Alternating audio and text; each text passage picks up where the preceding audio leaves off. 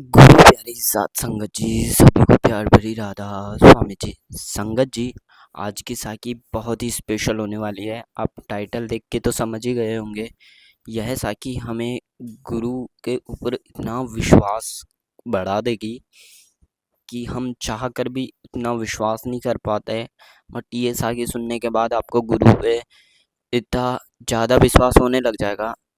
तो साकी शुरू करने से पहले संगत से बेनती है कि साकी को अंत तक जरूर सुने।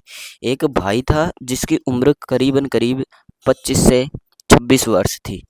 उस भाई की शादी एक डेढ़ साल हुई डेढ़ साल ही हुआ था कि उनके घर में एक बेटे ने जन्म ले लिया। परिवार बड़ी ही खुश से रहने लगा। उस बार कुछ ही दिन बाद उनके घर का उनका साला आया और कहने लगा कि काफ़ी टाइम हो गया है, बहन रहने के लिए हमारे घर नहीं आएगी। कुछ दिन हमें भी अपने भांजे के साथ खेलने लगेंगे। अगर आप जीजा जी कहो तो हम अपनी बहन को ले जाते हैं।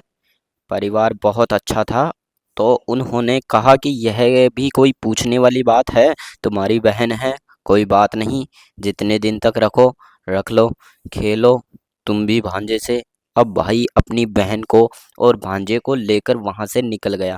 जब घर से निकले ही था तो कुछ देर दूर पहुंचे ही थे, बहुत बड़ा एक्सीडेंट हो गया, जिससे भाई भी, भांजा भी और उसकी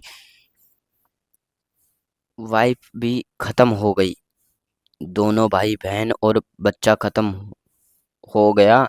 जब परिवार वालों के पीछे पता लगा जो उनके हस्बैंड थे, तो वह बहुत दुखी हुए कि यह क्या हो गया है। अब जब उस उस भाई ने यह खबर सुनी तो मेरी तो वाइफ भी खत्म हो गई, मेरा बच्चा भी खत्म हो गया है, मेरा सारा ला भी खत्म हो गया है। तो उस भाई की आंखों में एक ही भी आंसू नहीं गिरा और वह भाई डिप्रेशन में पहुंच गया। और बहुत डॉक्टर आए, रुलाने की उसको कोशिश की, इंजेक्शन लगे, लेकिन वह भाई रोने का नाम ही नहीं ले रहा था। बहुत उसको रुलाने की कोशिश की गई, लेकिन उसके मन में यह बात घर कर गई कि यह हुआ तो हुआ कैसे। अब ऐसे ही समय बीतता गया, लेकिन वह जो भाई था, दिन ब दिन उसकी हालातें ऐसी बिगड़ती जा रही थी। उस भाई के दो बेटे बड़े भाई थे।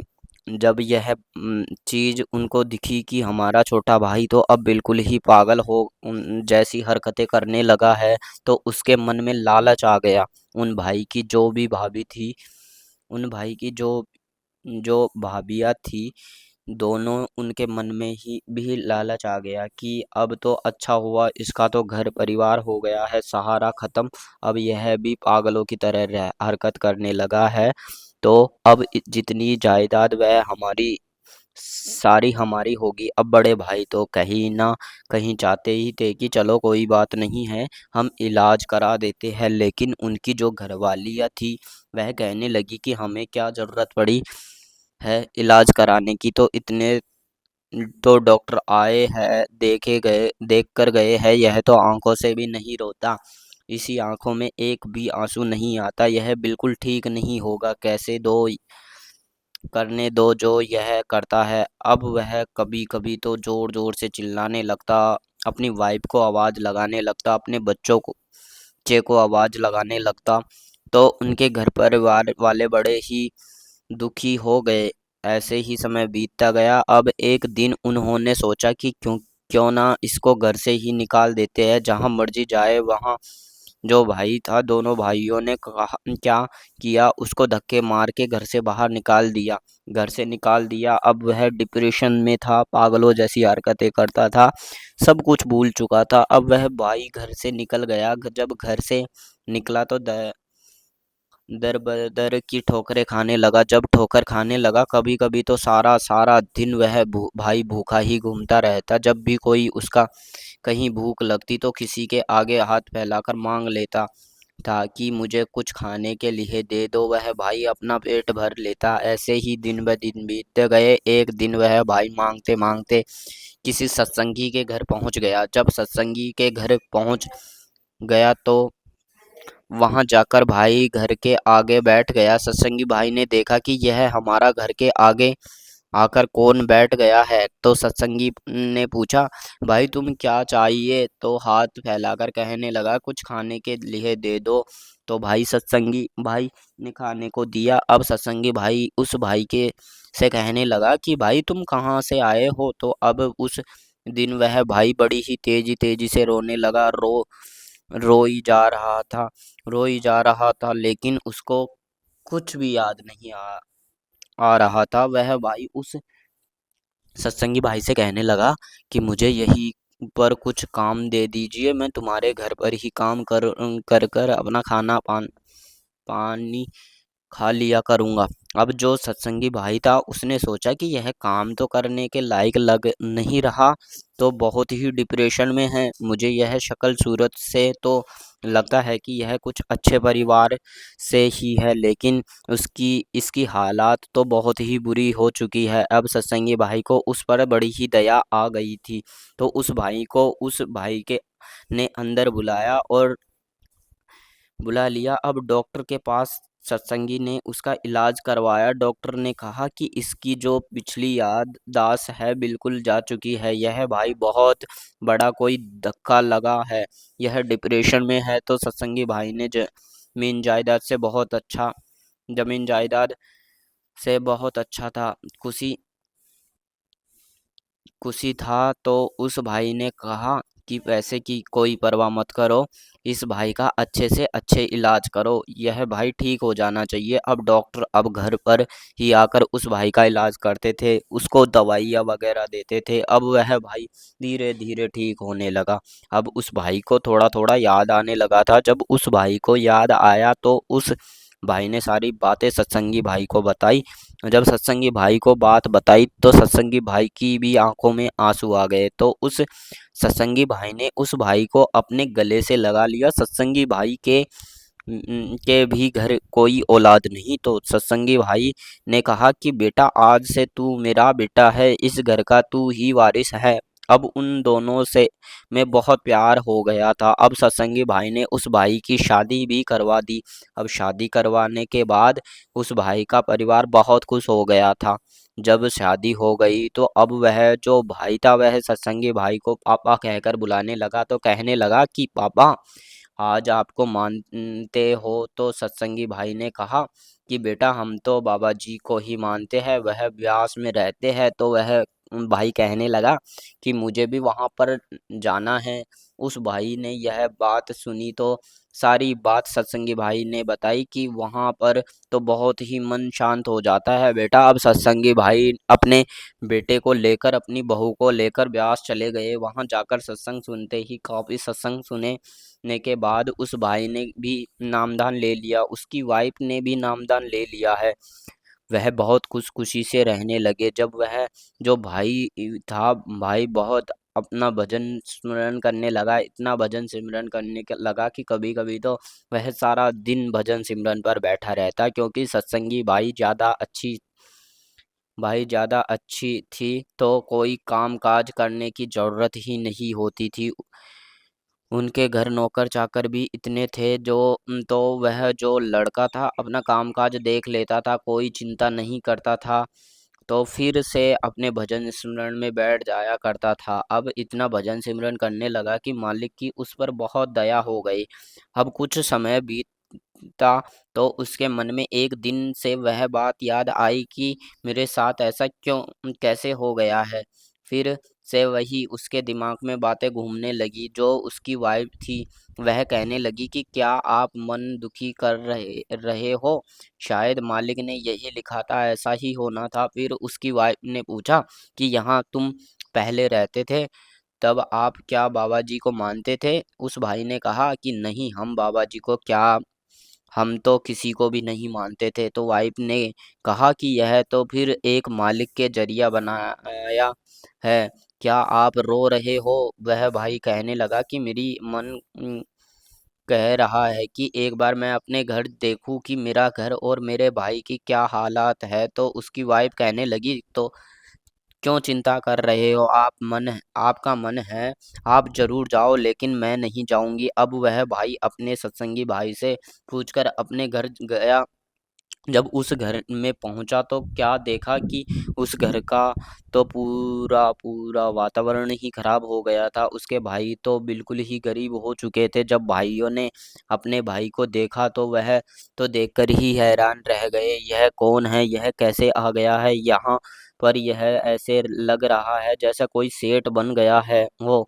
जब वह भाई उसके घर पहुंचा तो भाई की इतनी बुरी हालत कि उस भाई से देखा ही नहीं गया। अब वह भाई कहने लगे कि तुम्हें तो हमें छोटे भाई बहुत ढूंढा था, तुम कहाँ चले गए थे? तो छोटे भाई ने आगे से कहा कि मेरा भाई, यो क्यों झूठ बोल रहे हो? आप लोग ने तो मुझे धक्का देकर घर से बाहर निकाला था, मेरा इलाज भी नहीं कराया था, और आप कह रहे हो कि हमें तुमने तुमने ही ढूंढा था।